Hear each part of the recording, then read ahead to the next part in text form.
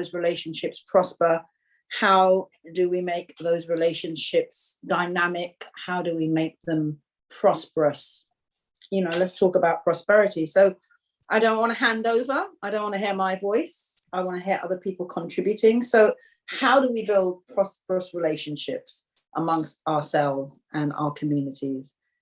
Can I kick off? And please, somebody start talking.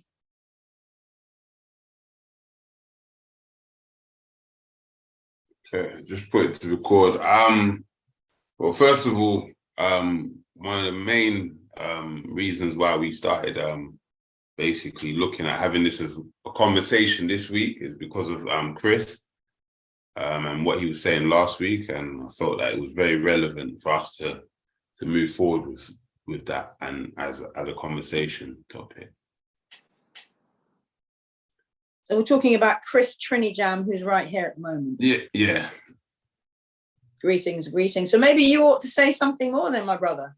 I mean, you're an inspiration because, you know, we want these events to be, as I say, inclusive, and we want them to also represent the voice, the views, the opinions, the experiences of the people who are taking part.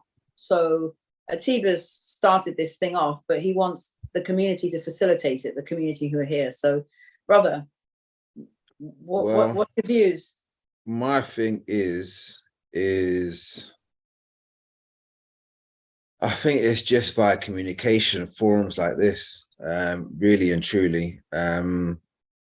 Obviously, it's going to take both sides to actually do it. Do you know what I'm saying? So for me, like my dad's Trini, so that's where the Trini side comes into it. My mum's Jamaican, so that's where the Jamaican side comes into it. So for me, and I can only speak on my personal experience, my way of connecting with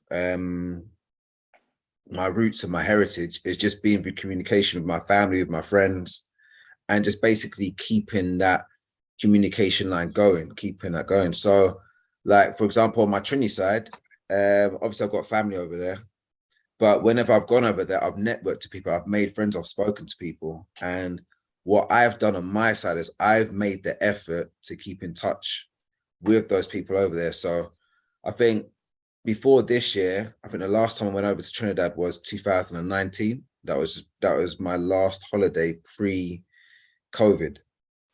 But even going back there this year, 2023, yeah, that's 4 years later, I was still able to, because I'd kept that communication going with the people that I'd met in 2019, that bond was still there. So when I went over in 2023, it wasn't as if I was speaking to a complete stranger. It was like I was speaking to a friend. So I just think in terms, that's just a small aspect in which we can actually... Robert, how did you mainly stay in touch with people? Just via social media, phone. So yeah, I've been staying in touch via social media, so Instagram, Facebook, WhatsApp as well. So we've exchanged numbers, so via WhatsApp too. So it could be anything. It's not to say that I have to speak to that person every day, so on and so forth, but I could post something and then they respond to that post, or they could post something and I respond to that post. And it could be just something as little as that, just basically keeping that communication line open. And again, it's the same in my Jamaican side. So I've kept in touch with family and friends over there, and I've actually met family online that I didn't even know existed, and I didn't even know that they lived in the UK. They lived in other parts of Europe. So it's just basically just communication and just basically trying to keep that line open. So that for me is just it's just the beginning, really and truly. And I think obviously once you establish those connections, you don't know who you're talking to. You could be talking to people that are lawyers, you could be talking to people that are working in construction, working in health, working in education. And then when you may need information on certain things, you've got people there. Like, we actually don't know. And I don't think I think, I'm not going to speak for everybody. I'll speak for myself, but I don't think that I fully used all the resources and realized all the resources that I have around me with all the people that I have around me that I work with.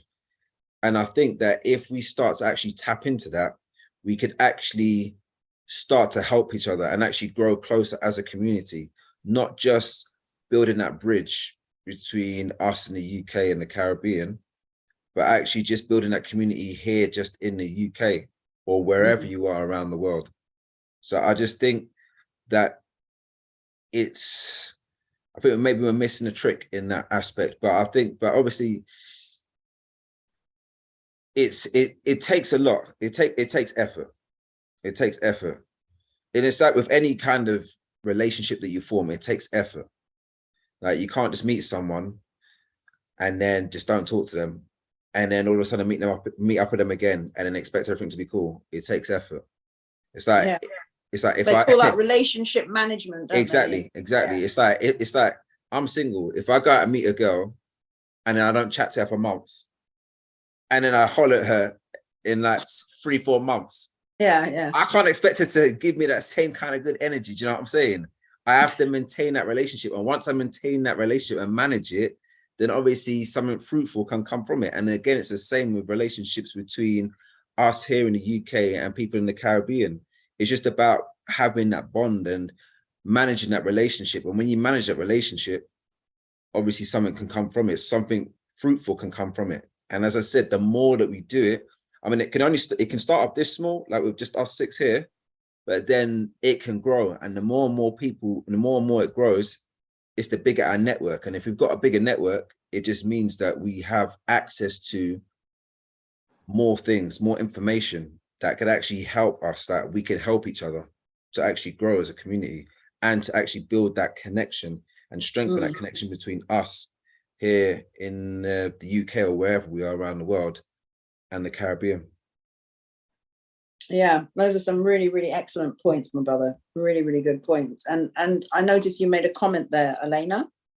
Perhaps I could throw the same question to you. We could have, do you broadly agree with Chris? Have you got, what do you think, about building prosperity or prosperous relationships really between us Caribbean people in the diaspora, Caribbean people in the Caribbean? You need to take your mic off, sister. There we go. Speak, but the repairman just called me and said that he's finished. So let me just deal with that and then I'm going to come right back. Brilliant. Okay, of course. Okay, greetings, San and Mish. I wonder if either of you would care to maybe pick up on some of the points that the brother Chris made. We're talking about how to build prosperous relationships between Caribbean people in the Caribbean and Caribbean people in the diaspora. Chris gave some examples of how you maintain those relationships, all that sort of thing. I mean, how do you feel about that topic or what was said? Mitch, good evening, everyone. Greetings. I hope the noise in the background doesn't bother you too much. No, it's all good. Okay. I don't know. It's something that I've always thought about as well, because I know there's a distrust between many of us that was sort of generational. It's been passed down from generation to generation. And I don't know how we break it. It is a psychological thing. And I think once we do sort those relationships out, everything else will follow. Like we'll move together as a community, we'll achieve much more. But it's about. So what do you think? What would you say are some of the causes of the psychological issues in your experience? Knowledge? It stems back from our separation, from when we were separated. I mean, when we were enslaved. We were taken from. A lot of us were taken from the motherland. We were shipped across all sorts of countries. Plus, even within the nuclear family, like mum and dad and whatever, we were split up there as well. So you don't just have, Africans against Caribbeans, but you've got the woman against the man. And so a divided house can never stand, right?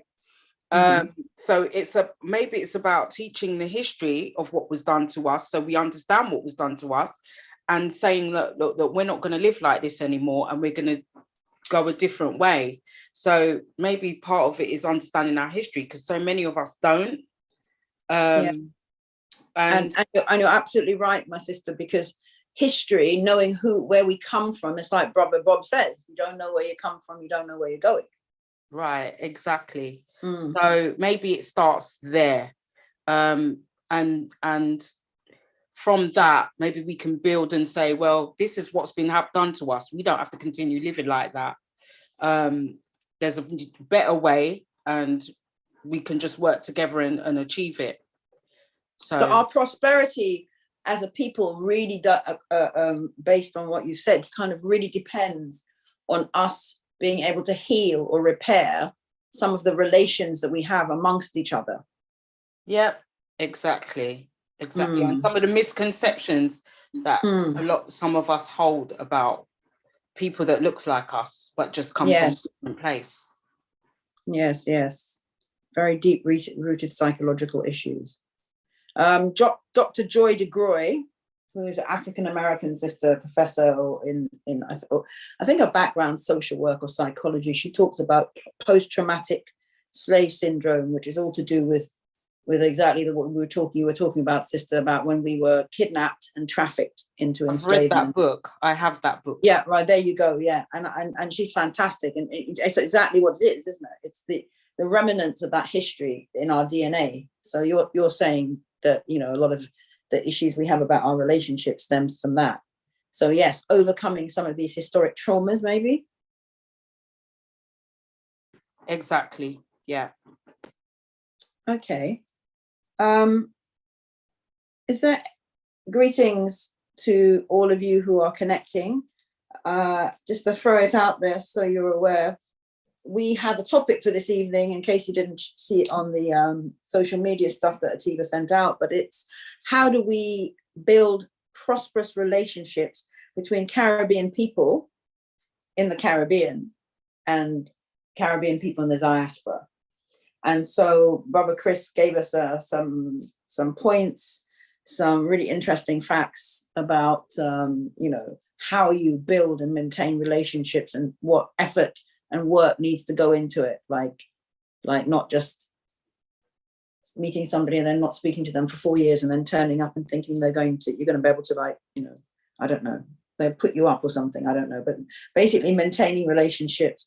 And then I don't know if you caught the end of what Sister Misha was talking about how building relationships got a lot to do with, is predicated really on healing sort of traumas, historical generational traumas. So I'd love to throw it open to anyone else who'd like to speak up on the topic. We really want to hear from you. This is your platform.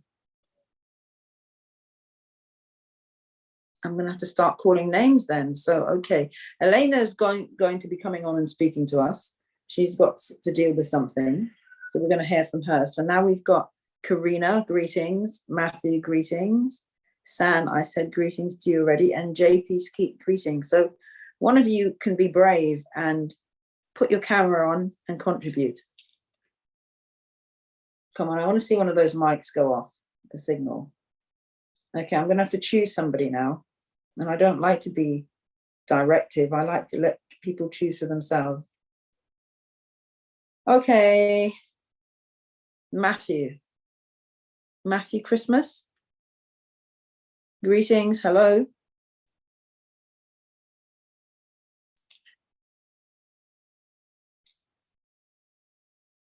Hello. Okay, who is there? Can somebody signal? If you've got your camera off, we can't tell if you're there or not. I know Misha's obviously spoken, so we know she's there, and Elena's there. And the other four of you. Me knowing Matthew, I know for a fact he's probably away from the screen, because right, okay. If he could hear his voice, if he could hear his name right now, he would have been. Okay. JP Skeet.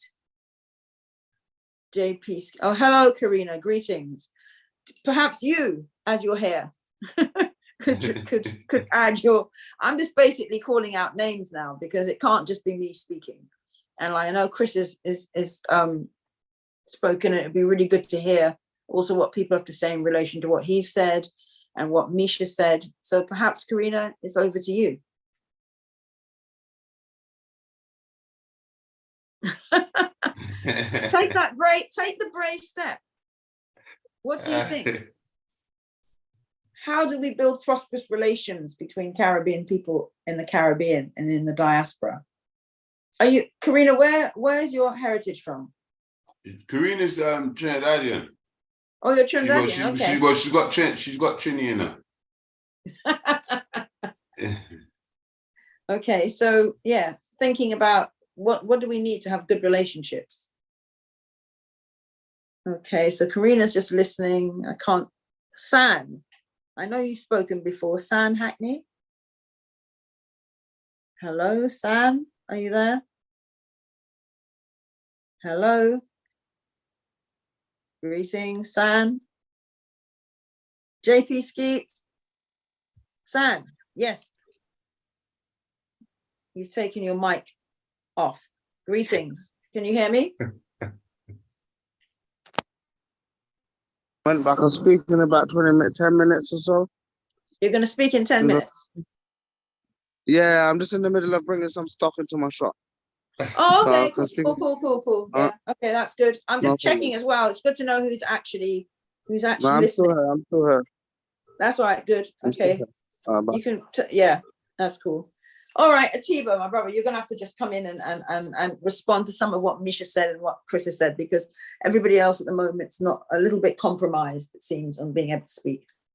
Well, what Chris was saying was very powerful stuff. And definitely what Mish was saying was very powerful stuff as well. But myself personally, I don't know, like obviously the slave route was definitely something that I hear from everybody, but like I think we need to even go further than that, man, back to like Mansa Musa and those type of times when we were like seen as being powerful people, being kings and those powerful people, and start to talk about trade and things of that type of nature. Because if we always allude back to the fact of being slaves or just that slavery part, I don't know personally, but I think it's just a trauma that we just never ever sort of escape, and we just live in that mentality, and we never ever really go back to being that kings or that queens that we were and stuff. So even right now, behind me, that Destination Trinidad Tobago logo is right there behind me. That's the red, white, and the black, and the steel pan, and the scarlet ibis there. And literally that me getting that symbol or being able to now produce that symbol is because I just said F it. Like while I'm here, like I'm just gonna make change. Fuck it. Like I'm a king. I'm of royal blood and shit. Like, but obviously there's things in my way and things in all of our way. But yeah, man, we have to sometimes just say, "Bun it, man. Get up and just go get on the grind, man." So building relationships is about not taking on board these other things that you're talking. No, of course, it's about because we gotta just start talking just wealth stuff, man. We gotta start talking wealth. Like we just gotta just be talking wealth. Like today's Wealthy Wednesday. We just gotta be like, you know what, man? Like we just need more in this world, man. Like, you know, like fuck it, we just gotta be talking wealth. Well, maybe maybe that's what we need to be asking. Maybe more people will join in, but maybe, I mean, I think the points that Chris raised and Misha raised are really good points, really powerful, as he said. No, 110%. And so maybe what we need to be talking about is like these prosperous relationships. When we mean prosperous relationships, how can we in the Caribbean diaspora make money with our sisters and brothers in the Caribbean? What initiatives can we build? How can we build networks that actually generate income? And maybe that is the actual heart of the question. The relationships are good, you know, where they're social relationships, obviously, but maybe it's also really important to think about those economic relationships. Yeah, the wealth building. What do people think? For me personally, I've always come from a point of trade or even excursions, traveling back to the Caribbean and stuff. Oh my, okay, my camera's wanting to mess up right now. Your camera's doing some weird stuff. Yeah, boy. And Greetings. there's Kevin Bennett has joined us as well. Yes, So, and Misha's got her hand up. And then I think, yes, Mish, greetings, sis. Do you want to chip in? And then I'd love to hear from Matthew because he's got his camera on as well now. I was just going to answer to Atiba, what Atiba said, and a bit of what you said, Isis. I hope I said your name right. Just, yes, we're talking about building prosperity and wealth, but the reason why so far I think the Black community hasn't built it is because we don't trust each other. And so when I'm talking about, I'm not talking about going back to slavery to think, oh, we were slaves, so we can't do anything. No, it's just for us to understand that that's where it started from, because we all know before slavery, Africa had great big civilizations. Mansa Musa was the richest man on the earth. So we know all of this, and we know we come from kings and queens, but then something came in between that and interrupted it. And we're still feeling the repercussions of that today. And we need to address that before we move forward and start being able to trust each other, working together so we can build wealth. So it stems from that and the healing that we need and we haven't had. That's an excellent point. Really good point. And it addresses the points both raised by that you raised earlier and the brother Atiba spoke to, because you're absolutely right. It's true. I think when we speak about enslavement and we talk about the traumas of enslavement, like post-traumatic slave syndrome, all of these things, we are actually acknowledging that these things come from a particular period in our history, and that that period of history, as Atiba was talking about, we created civilizations. The greatest civilizations in the world were created in Africa. So I think that's what we're effectively saying. We're saying you came and did this to us over a period of 500 years. You interrupted our history, and now we're back at the point now where we have to reclaim that history. So, Brother Matthew, are you taking your camera off? You want to put your camera? Yes, Queen. Yes, my brother. Queen, love to hear what you've got to say. Sorry about the late attendance, everyone. Blessed night. Atiba, bless. You don't know. Yeah, I hear some very good replies there. I hold to the conclusion that obviously anything that was disrupted before we even start to build on our foundation, yeah, we must test the soil. And if we don't test the soil and we build on our foundation with weak soil, yeah, it's gonna crumble again. It come like, all right, everybody balling reparation. But what we gonna do when we get this reparation? What kind of mindset are we going into reparations with? Are we going into this cry or that kind of mentality? You know, so obviously there's some healing to be done first before any valuable building could be. Because they say it's easy to come together, you know, but staying together is the next one. Yeah. It's easy for people to have groups. It's easy to have all kind of thing, but the building, because right now I in a group, it have 200 people. And personally, I think we're supposed to at least save £200 a month. No one is talking about that. Everybody want to talk about, they want to help Africa, they want to do all kind of thing. Africa helping the world, Africa don't want to help. You understand?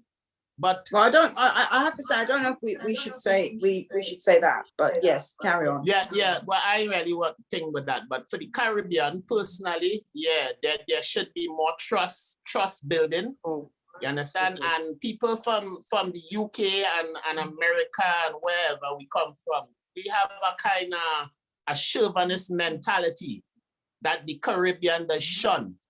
Yeah, so if you find your family from the Caribbean not calling you, take it because you don't have a harmonious relationship with your family. You understand? There's a lot of people doing a lot of things, but secretly, probably individually, not really in a community perspective. Yeah, so getting the trust is very important. Sometimes if you could let your family travel and come to London to get the experience as well for themselves and make them know that money don't grow on trees out here. You understand? It's all a part of the healing. It's all a part of the healing, and it's a really interesting topic to continue on and scrutinize for everyone. Yeah.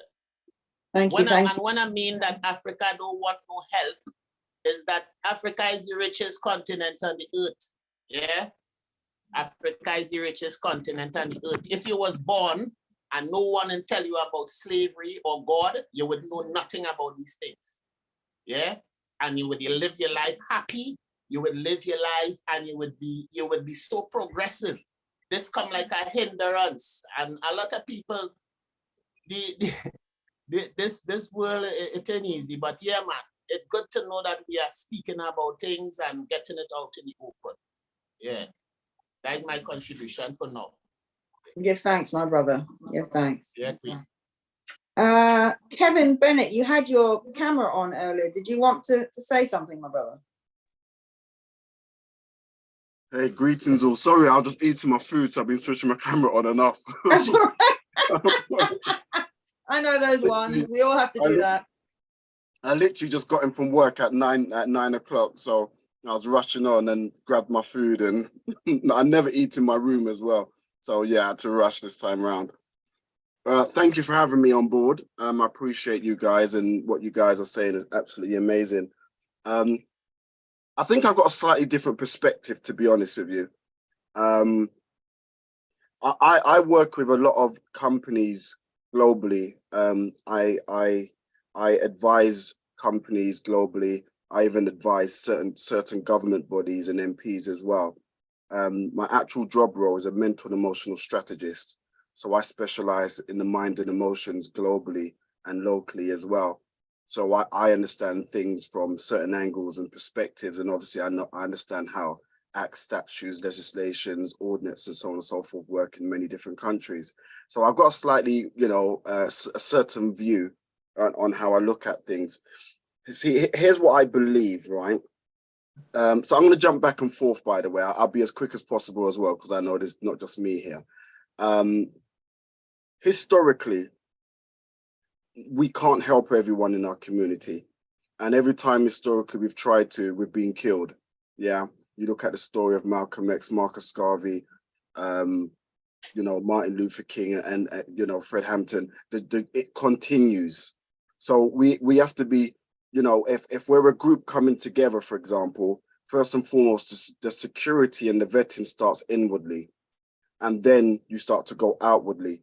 Now, when I look at people like Warren Buffett and those people who have massive wealth and massive control globally, when you look at them, they've got a team.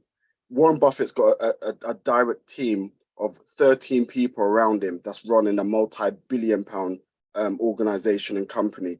So we don't need the masses in order for certain things to start. First and foremost, we need to first and foremost utilize who and what is around us.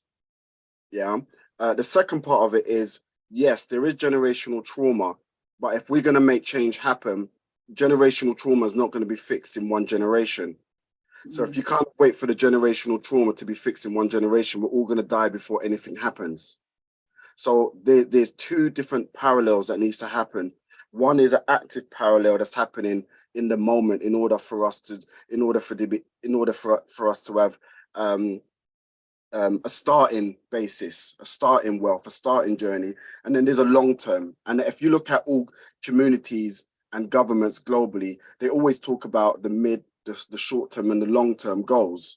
So yes, the long term goal is sorting out the generational trauma, but that may not be done within our lifetime. So we may say, okay, the long-term goal is this. So this is the agenda for the long-term goal. But what is the short-term goal? The short-term goal is to get certain things in place, right? So here's the thing.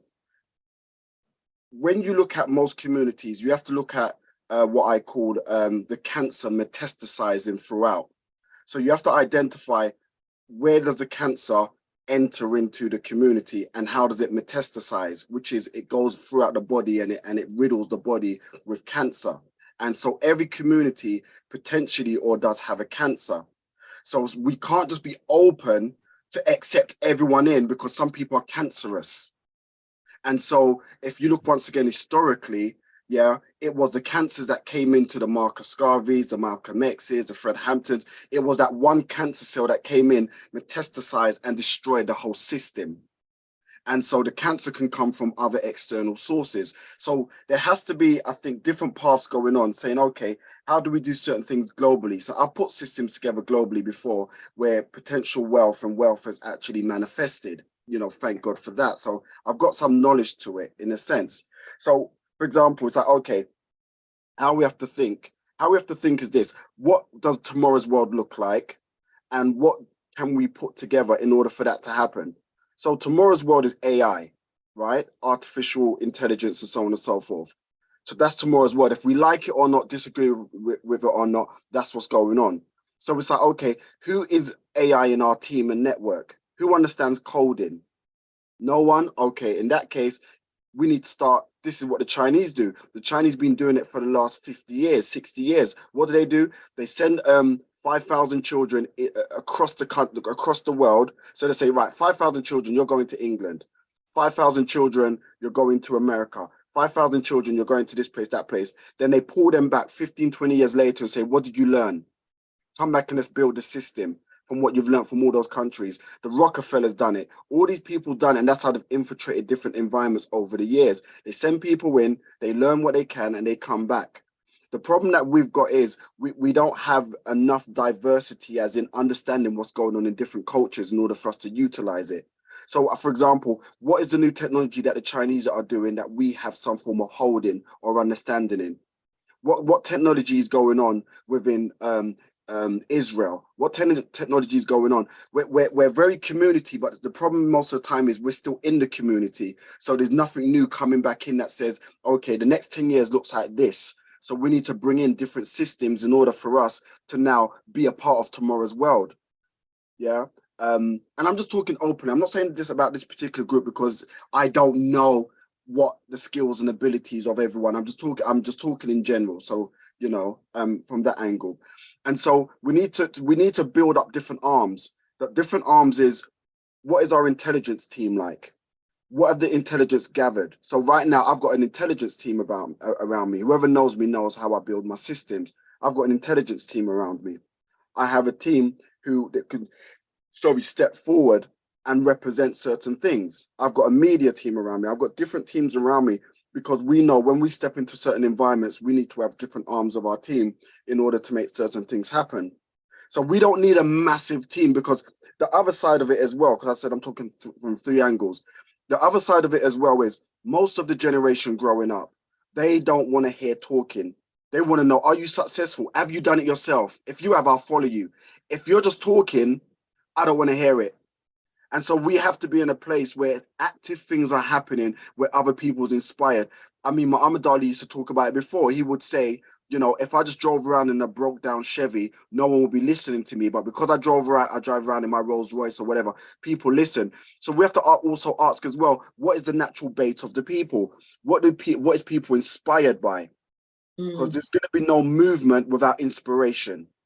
So you have to turn around and say, okay, right, how does it look? Let's say you're trying to inspire a community. So I'll be very quick because I know that I'm taking up too much time. And I'm talking fast because of it. So for example, that's okay. Yeah. So for example, we may turn around and say, right, I've been called into countries before where there's been problems in the country, and it's like, okay, how can we fix certain things? And this is how I work. For example, every human being on this planet, so this is science, yeah? Every human being on this planet is made out of atoms, okay? Yeah, we're all made from atoms. Everything's made out of an atom. Inside of an atom, you've got protons, electrons, neutrons, quarks, and all the rest of it. But let's look at 3 of them very quickly. You've got a proton. A proton is positive energy. Yeah. Then you've got electrons. Electrons is a negative energy. Then you've got neutrons, which is like a dimmer switch that can sway either way. Underneath the proton state, yeah, you have the consciousness of love.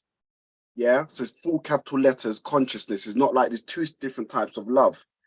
And so when you're in a conscious state of love, you're open. That means you can receive information. You can receive the journey. You can receive love. You can receive people. On the other side of love, because people normally think the opposite of love is hate, and it's not. The opposite side of love is love and protons is electrons. Then you have an electron state. The electron state, underneath that electron state is the entity of fear. The opposite of love is fear. It's not hate. Every negative emotion on this planet, doubt, worry, pessimism, jealousy, rage, it all vibrates under fear.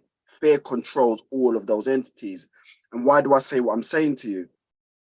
When you go into an environment that's traumatized, that's riddled with trauma, generational trauma, sexual abuse, anger, whatever traumas they are, they're all, the underlying consciousness of it is full capital letters, fear. And so when they're vibrating within that fear, if you look at anyone that's fearful, scare someone and see what they do. They close their eyes, they look away, they don't, you're closed when you're in a place of the fear of consciousness. If you're scared, you don't open a red letter.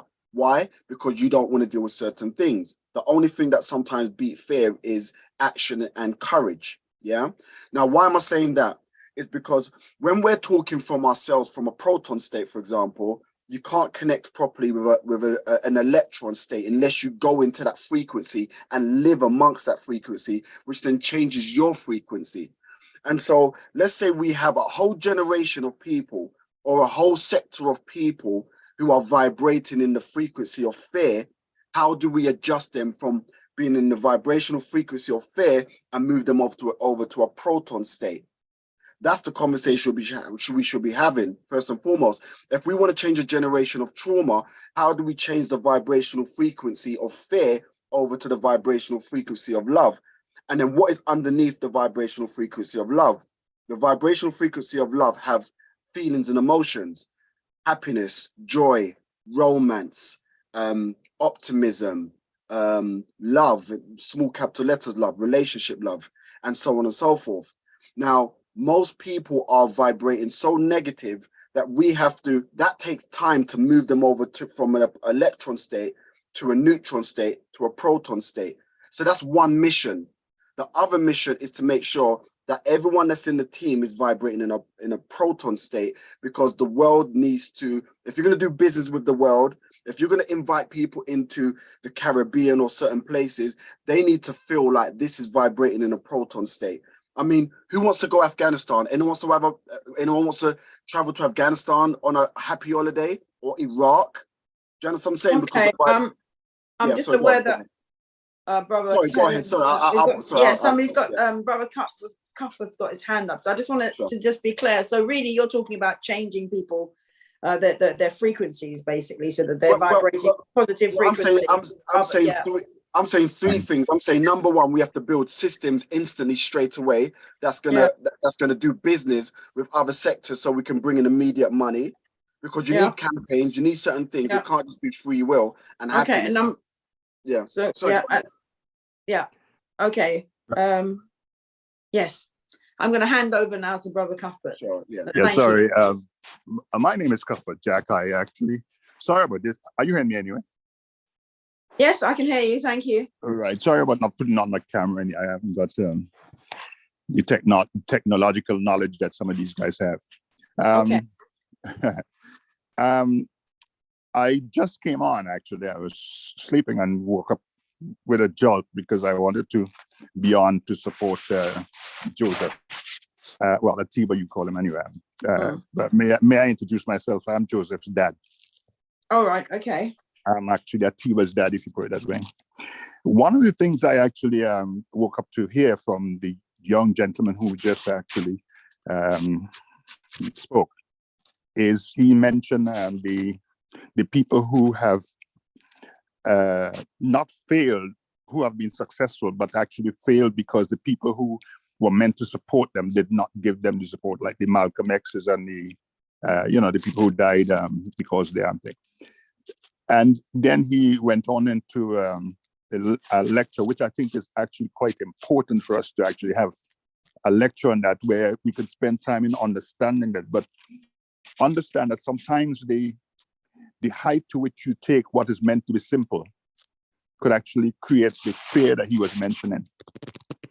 So in terms of what the topic is actually meant, well, I think if I could understand and remember the topic is meant to be how we can actually be of support to, vice versa to Caribbean people and Caribbean people being a support to us. And we have to be careful of the height we take it anyway, in terms of if there's an understanding, because the information he was giving just now, all this is very important, like I said, it can create the fear that he's actually trying to get us to divert from. What do I mean? Development is actually meant to be sometimes simple. It's just one person. And if we actually starting from a position of fearing that it's not going to work, trust me, it wouldn't work. And so sometimes you have to step out of the your zone of being comfortable and understand that it's challenging out there. You have to actually step out. And I actually support and really, really appreciate what Joseph is doing. He stepped out and he's doing what is happening here now. What Atiba, let me call him by his name, his community name, so you understand who I'm talking about. He stepped out and he's creating a forum where people can come in and actually share and discover how they themselves as individuals can make a difference. And every person on this platform can make a difference. Every person on this platform has enough intelligence to make a difference. But what keeps us back is because we think that it wouldn't work. And it's one day at a time, my friend, one day at a time. If you step out, it will happen. I happen to be from an environment of church life. And most evangelists would tell you that they first step out as an individual and create a community that today has actually mushroomed into something very large. So my encouragement here before I actually, because I just honestly, I'm still trying to catch myself in terms of, and I have to apologize also that I wasn't here, so I don't know what went on before. So apology to those if I'm actually getting it wrong anyway. Well, but, no, because you're actually speaking to the topic that we put forward. Okay. And topic this evening, so you're on point. That's fine, fantastic. Carry on, what I'm saying, I would love with advice that young man who just spoke, that's the only person I heard anyway, be allowed an opportunity one of these days to give maybe a lecture, so then there could be questions asked to him and explanation be given, because sometimes you actually make speeches. I hope he doesn't feel offended by me saying sometimes you could make speeches that are so intellectually advanced that the people who are listening to you, because they haven't got any, because he's not a lecturer right now, he's just somebody who's contributing, because they haven't got the time to ask a question, and so that some of the things he said can be actually explained down to a level that the persons who are listening could understand.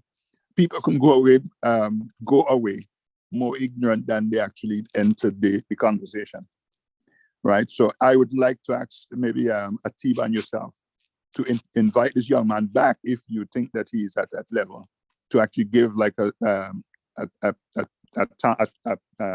period of time where he can speak and then questions can be asked. Let me stop now anyway and probably listen, so we can probably contribute later on. No, give thanks for your contribution, and what you said reminds me of a quote from a sister. She's actually a sister. I think her family's from Suriname and she lives in Holland. And she says, they don't call it struggle for no reason. I hope everybody gets that. So yes, there are difficulties to overcome in all of these situations. So yeah, I'm just aware that we're coming up to we're moving towards the hour of 10 o'clock, and I want to hear from as many voices as possible. And there are still people who haven't had a chance to speak or have not chosen not to speak. So I'm just wondering if I could encourage anyone who hasn't spoken to speak up. Sorry, just before someone jumps in. Yeah. Thank you. I appreciate the feedback. I agree with you. Things needs to be kind of spoon-fed, and it's funny because I've just finished writing a book on it as well. And the book is called "Who Helps the Helpline When a Helpline Needs Help," and it breaks down the whole science of it as well. So that book will be coming out in about a month's time, and it actually spoon feeds the whole journey to help people move from a place of trauma to a place of excellence as well. There's case studies, there's the science behind it, and it breaks it all down in real time and worksheets and stuff as well. So yeah, thank you. I appreciate that. Yeah, that sounds that sounds like a perfect opportunity to, as the brother Cuthbert was suggesting, to perhaps spend some more time explaining the principles, because it is quite complex. And I was trying to make sure that I understood what you were saying and got the points, because there's quite a lot there to unpack. So yeah, that would be good if we could do that in the future. Mm-hmm.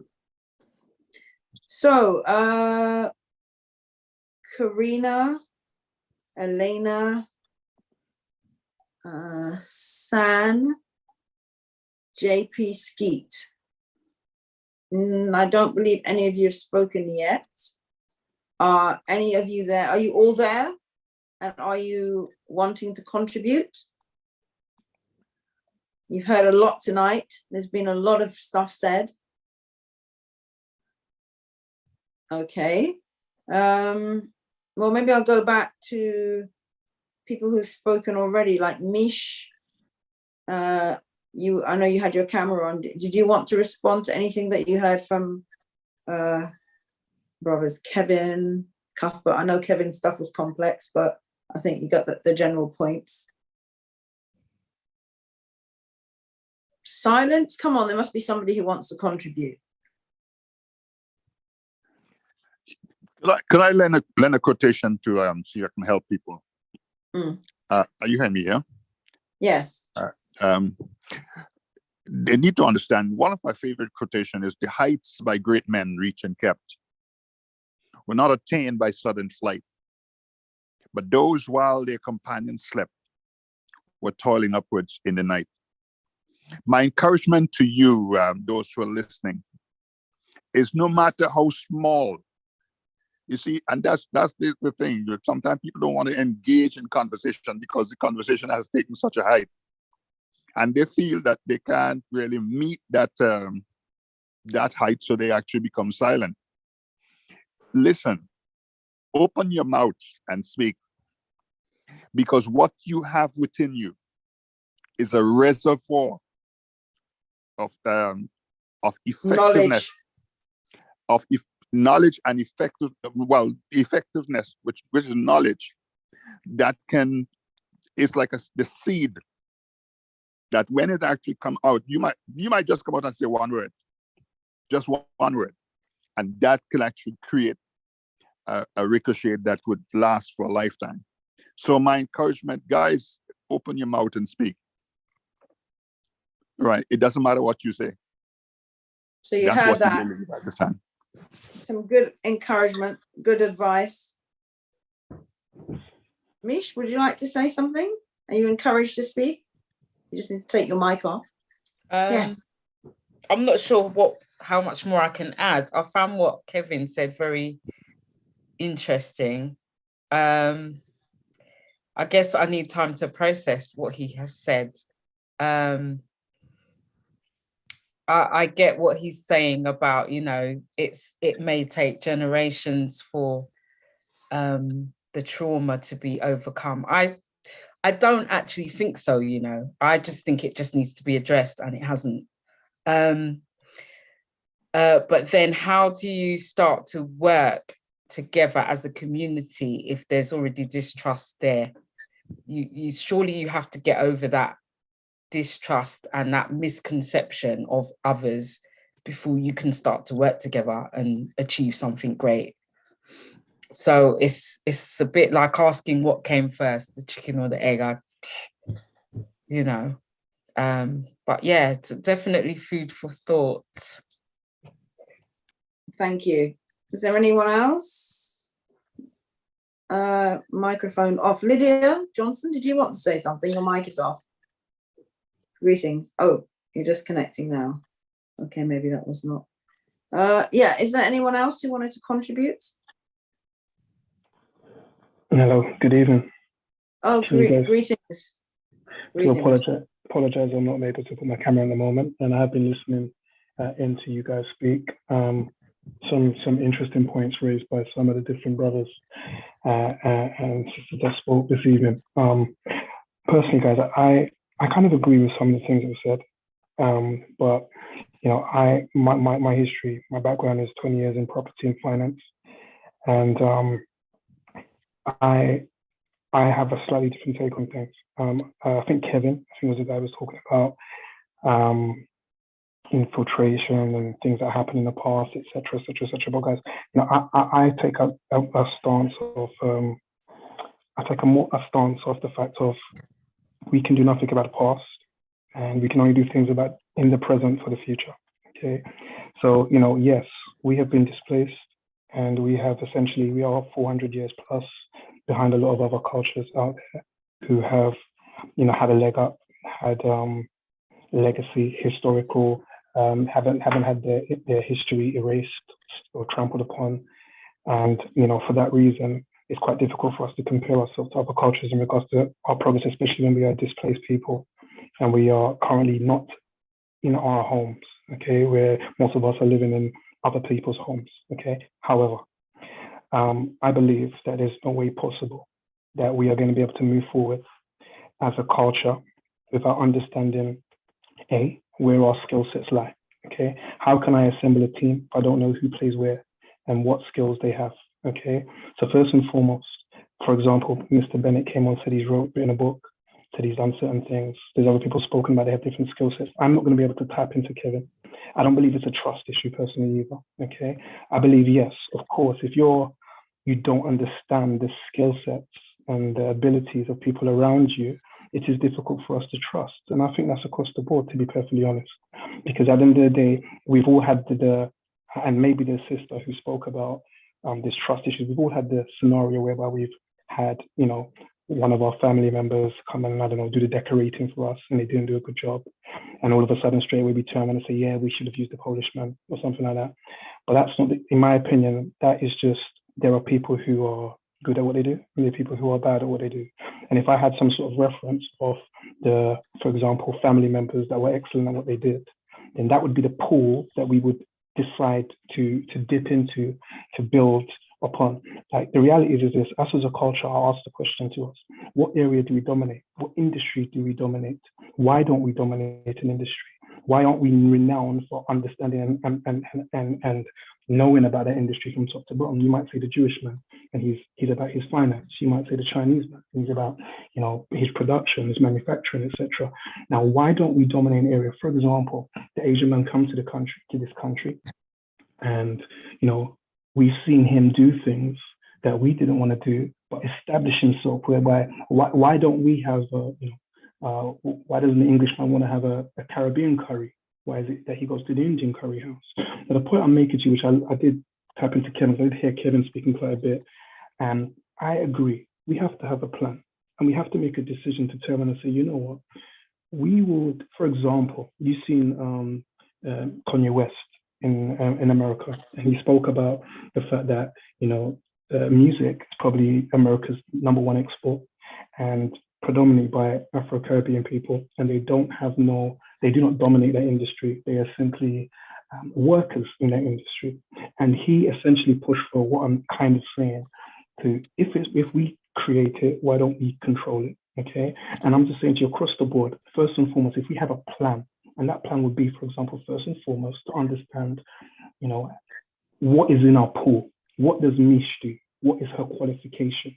Therefore, if she's an expert in doing X, Y, Z, qualified, because there's lots of qualified Black people, very, you know, well educated, okay, etc., etc. If I know what she does, then at that point in time, when I require, I don't know, whatever her expertise are, I can tap into her, okay?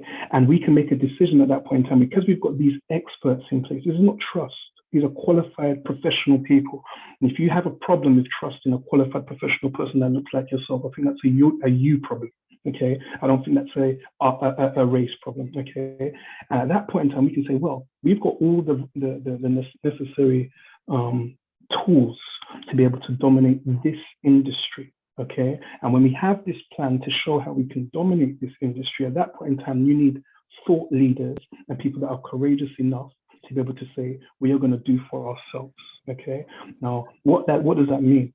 Well, that means that there's a lot of people out here, Black people, that are very successful, but they're quite comfortable in their success, which means that they make £100 working for the white man and making them profits and growing their legacy. And if they did for themselves, they make £80 doing it for themselves, maybe, okay? Now, that being courageous enough to be able to do that, understanding that there is a bigger picture, okay? Because every other culture out there works for the bigger picture. I have excessive dealings with the Jewish community because I'm in the property business space.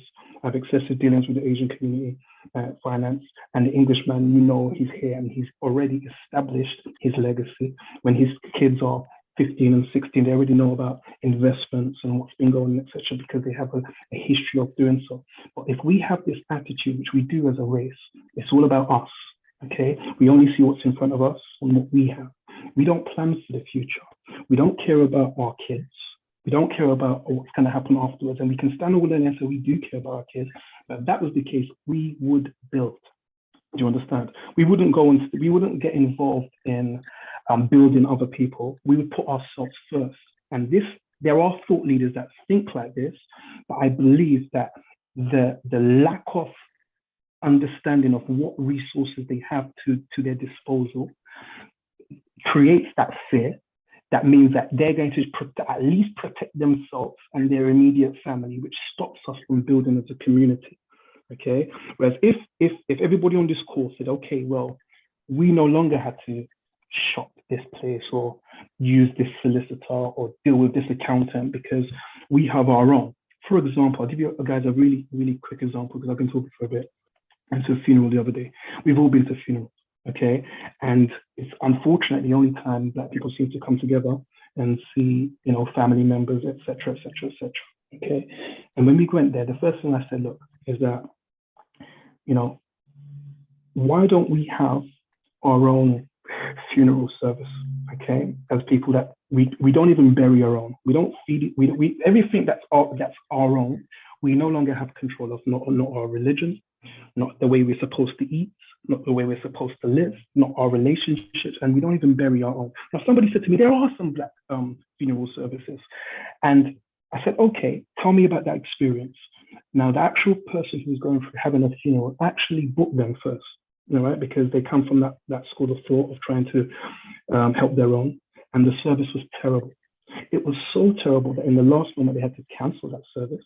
And they had to actually go with cribs in the end. Everyone knows cribs, good old cribs, making money hand over fist from people dying. Okay. They did an amazing service. But that service that they did, once again, and that money that was put into their community did not help build us. Yeah. And every single pound that we put out, all right, does not, and it's not within us, doesn't help to build us. So the point I'm trying to make is this, that we should have our own funeral service, but we cannot choose our own, going back to the trust issue, just because it's us. It has to be because they are experts in their field. Otherwise, we will not be able to get a leg up on other communities. We cannot come to the table doing substandard things and think to ourselves that somehow we're going to elevate. To elevate, we must elevate. Do you understand? We must think about education. Everyone here complains about so much, but we do not educate our own. Why would another race educate us how to become more successful than them? You would never do it. Do you understand? Why do we feel that we can come to this country, which is not our home, and do you think you can come to my home and get a bigger plate of food than me? It's impossible.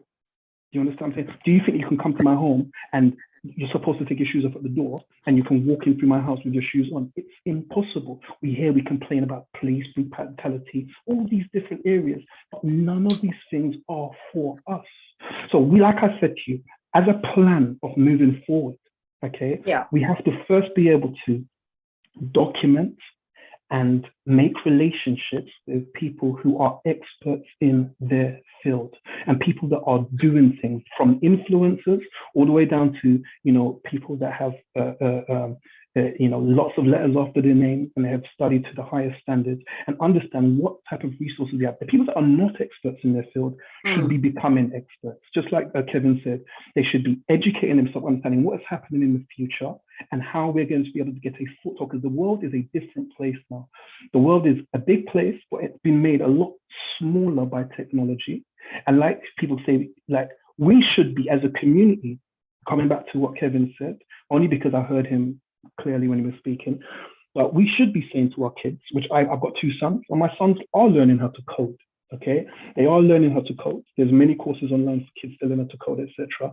Because if we do not put that in place and we do not fill these gaps in the skill sets we don't have.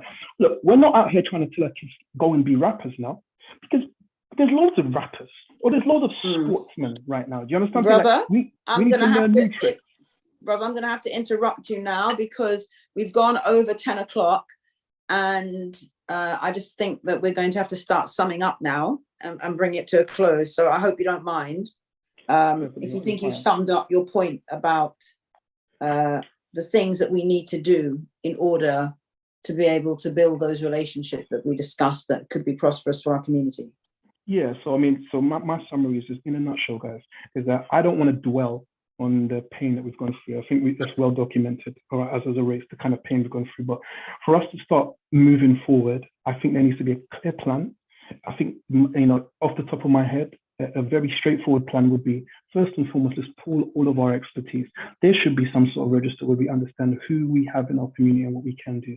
Then we must have a plan, a short, medium, and long-term plan of what we're trying to do.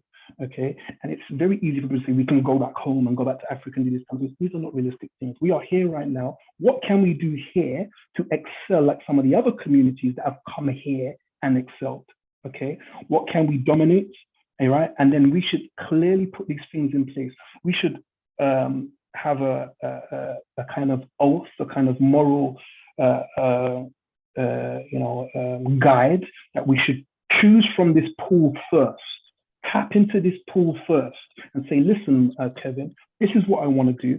How can we come together to do this? Knowing that whatever me and Kevin and Misha and Fan and other people on this call build is about building us as a community. It's not just for me right now, because like I said, I might right now be able to make £100 working for the white man. But if I can turn around and say I can make £80 building, well then in the future the dividends are going to pay me substantially more than that initial.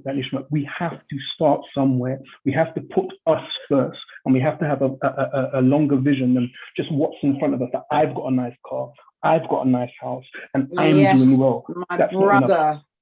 Thank you very much for your contribution. Ultimately, we're talking about embracing the philosophies of the likes of the Right Honourable Marcus Messiah Garvey. I mean, his race first philosophy and building for self, considering somebody mentioned Mansa Musa. He's still to date the richest man who's ever lived.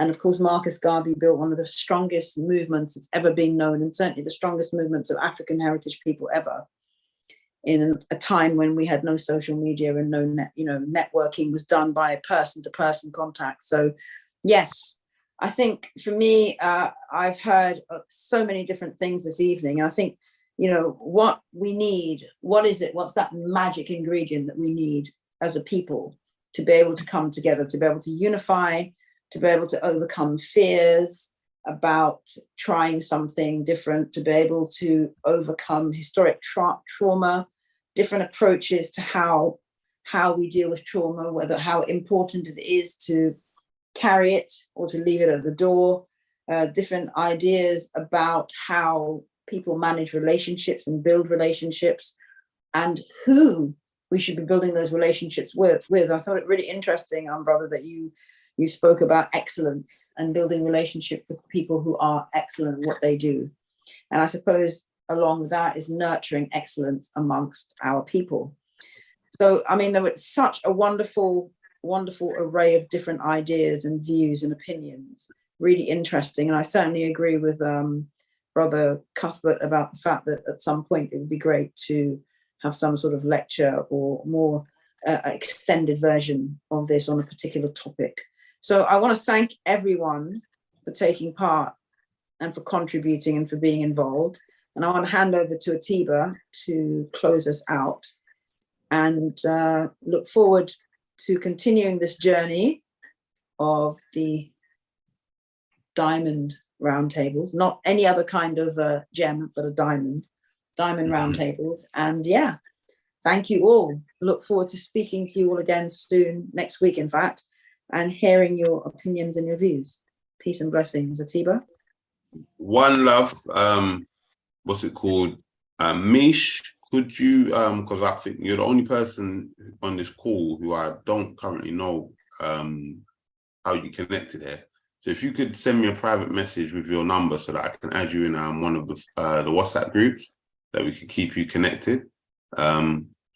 I'm already in one of your WhatsApp group. Well, two of your is WhatsApp it? Groups. Yeah, yeah. That's how I heard about tonight. Okay, blessings. Just private message me and then we stay connected anyway that way. So thank you for joining us. Thank you everyone for coming out here today. It's been so beautiful hearing everybody. The key words that I'm going to leave you all with from hearing all of you guys talk is education, communication, relationship management. A divided house can never stand. Healing, trust, can't help everyone.